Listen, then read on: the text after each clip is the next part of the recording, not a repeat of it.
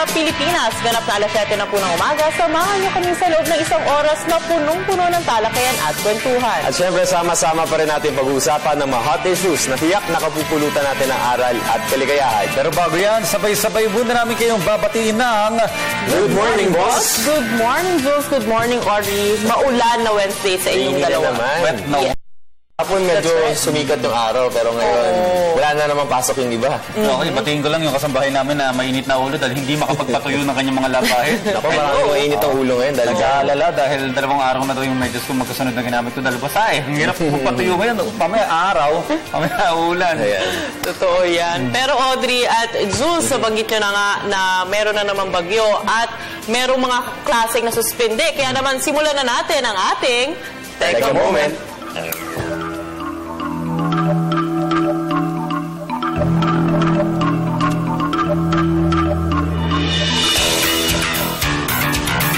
Okay guys, para sa ating unang Teka Moment, bago natin pag-usapan itong bagyo nga, usaping ekonomiya muna tayo. Dahil medyo good news to, actually good news. Ang inflation dito sa Pilipinas ay bahagyang bumagal for a 20-year low this June. Bumagal ang paggalaw ng mga presyo ng mga bilihin. Ito ay ayon sa Philippine Statistics Authority. Kumbaga, 1.2% on a national level. Ito umano ang lowest since 1995. So talagang record low talaga ito. And this May, 1.6% ang naitala. At samantala, June 2014, last year, 4.4%. So talagang malaki yung pagbagal dito. Kung last year, 4.4, ngayon ay 1.2% na lang. Ano ibig sabihin nito? Merong 1.3% na decrease sa mga presyo ng housing, ng water, ng kuryente, ng gas, ng pagkain at iba't ibang non-alcoholic beverages, ang mga clothing and footwear, ang mga furniture equipment, sa health at maging sa education. Nahigitan pa pala natin ang inflation trends ng mga bansa sa ASEAN tulad ng Indonesia, ng Malaysia, Singapore at Thailand. So kahit na may magandang senyales na bumabagal ang inflation rate dito sa Pilipinas, nananatili pa rin aktibo ang ating gobyerno na siyempre maging handa tayo sa kung anumang mga possible effects ng inflation risk if ever man na magkaroon ng mga epekto ito, lalo na pumasok na tayo sa tag-ulan, sa pagpasok ng mga bagyo at gayon pa rin yung mga epekto ng El Nino.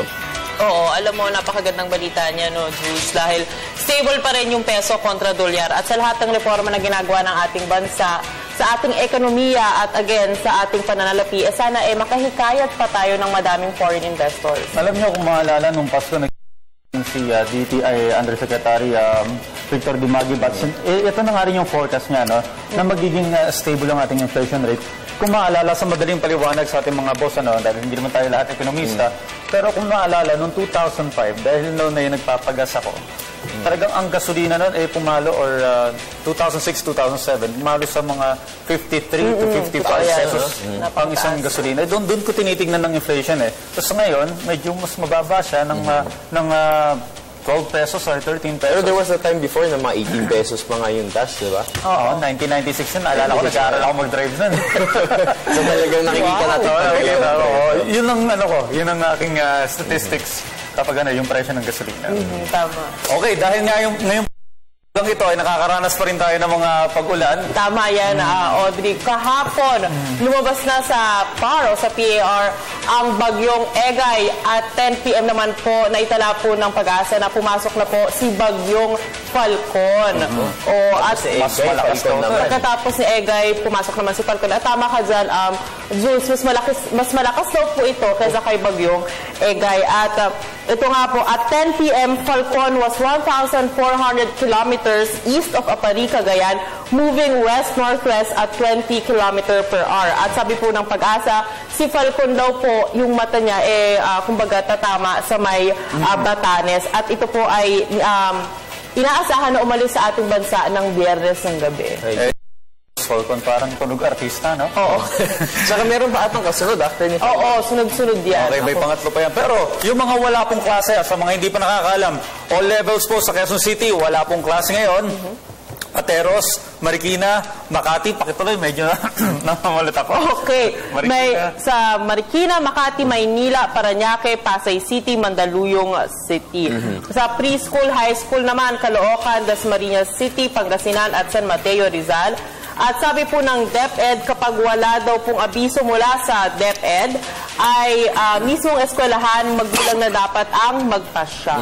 Kasi siyempre maintindihan naman ng mga administrators and ng mga teachers kung talagang binabaha yung estudyante tas wala pa rin suspension sa school, kailangan nila kasi hindi naman pwedeng magkasakit yung mga bata. Alam mo na, nagkaroon ng... Kahapon may interview kayo. Yes, may interview tayo sa DepEd at saka sa may DSWD sa mga paghahanda tuwing ganitong panahon. At inaabisuhan nga, muling pinapaalala sa mga magulang na minsan dapat sila na magdesisyon. Pag talagang bahain sa lugar ninyo, huwag niyo muna patuloyin ng mga bata. Delikado sa dengue, leptospirosis, taon-taon na lang, lagi na natin nagiging problema yan pagdating sa kalusugan. So, nasa sarili na po natin ang pag-iingat din.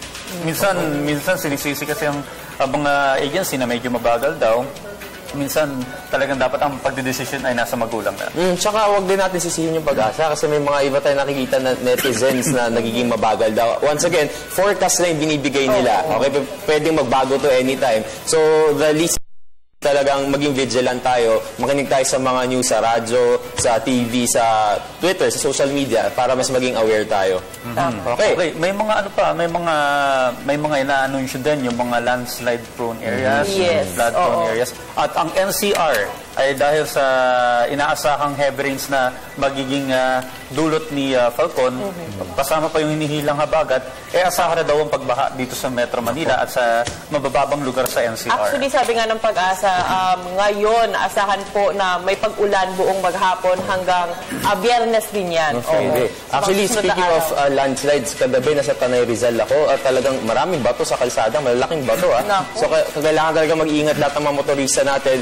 And speaking of Tanay, nandyan pala yung mga UST. Nanonood sila ngayon. Hi! Mga student leaders na ng UST, so good morning sa inyong lahat. Sabi mo nga, yung mga taga-UST, basta taga-UST, waterproof. Yun yung sabi nila sa akin kahapon. Sabi ko, ano bang meron sa UST? Pag sinabi UST, ano maalala namin? Waterproof po. Hindi ko na in-explain kung bakit ba. Alam mo, na-experience ko na yan sa may Tanay. Yung mga batong malalaki sa kalsada, tsaka mga lupa na umaabot hanggang kalahati ng kalsada.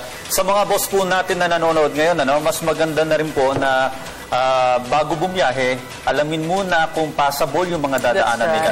Oo, kasi di ba meron, katulad nga nung sa may north area ng Luzon, di ba, merong mga sinaradong kalsada dahil nga, yun nga, hindi na passable. Pero dito naman sa Metro Manila, katulad kahapon, pagpasok nga na talaga napakadulas talaga ng kalsada. So, sana naman sa mga drivers, huwag tayong maging reckless drivers. Kasi like kahapon, meron talagang, alam mo yun, meron pang mga sumisingit, meron pang mabibilis magpatakbo. And of course, sa mga ating mga boss dyan na nagko-commute naman, huwag pong kalimutan na magdala ng payong at kapote. Siyempre, Bota.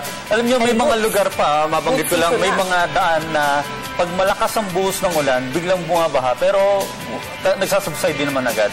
So, talagang dapat din iwasan yan. Alamin nyo po yung mga dapat ninyong daanan. Alright. Kaya mula sa ating Teka Moment, tuloy-tuloy pa rin po ang ating live discussions ngayong Workday Wednesday. Kahit na walang pasok ibang mga boss natin, yung mga ibang mga kabataan. Kaya ang pag-uusapan natin mamaya, ang National Disability Prevention and Rehabilitation Week 2015, ang 37th Annual Meeting, ang Metrobank Foundation Awards at gayon na rin ang Linas Town Rises Again. Mapapanood din natin ang I Love My Culture. Kaya mga boss, abangan nyo yan. Okay, kaya dyan lamang po kayo dahil magbabalik pa ang Good Morning, Boss!